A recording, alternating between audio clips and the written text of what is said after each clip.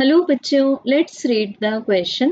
Present question दो statements A and B पर based है। स्टेटमेंट ए है, centre of mass is a fixed point of a system of particles where the entire mass of the system is supposed to be concentrated. And statement B है, center of gravity of a body is the point through which the weight of the body acts towards the center of the planet on which the body is kept।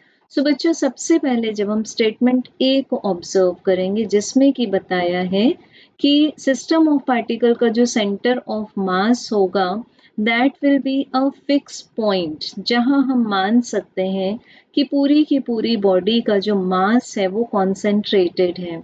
अब इस assumption का एक reason है कि हम चाहते हैं कि हम किसी भी बॉडी को एक्सटेंडेड बॉडी ना मानकर क्या मान लें, एक पार्टिकल मान लें।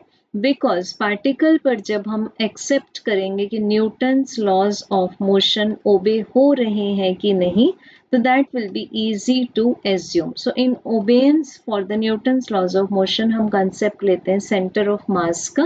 तो बच्चों, स्टेटमेंट नंबर ए ट्रू है। अब स्टेटमेंट बी में बताया गया है कि सेंटर ऑफ ग्रेविटी एक बॉडी मान लेते हैं।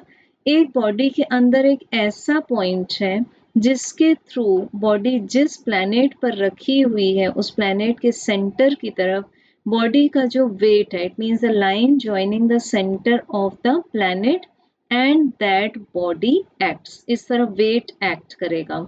सो बच्चों, यहाँ स्टेटमेंट नंबर बी भी ट्रू है, तो दोनों ही स्टेटमेंट ट्रू है।